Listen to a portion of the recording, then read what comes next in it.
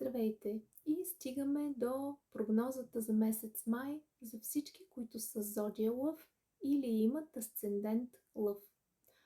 Като обща енергия за този месец, искате да се впуснете в нещо ново.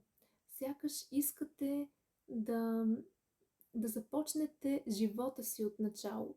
Такова ще е усещането през месец май. В любовен план най-вероятно сте разочаровани.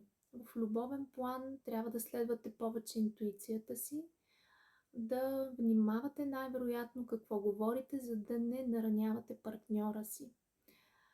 Може би не е лошо да внимавате с вашето его също така, но като цяло в любовен план нещо може да ви разклати.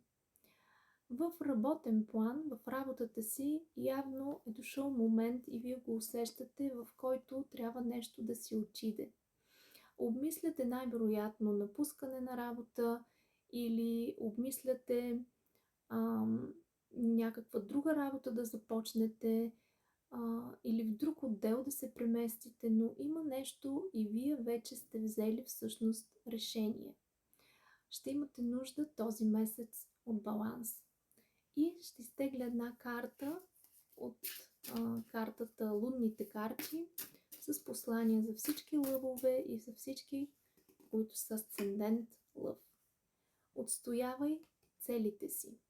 Това е вашето послание за месец май. Отстоявайте целите си. До скоро!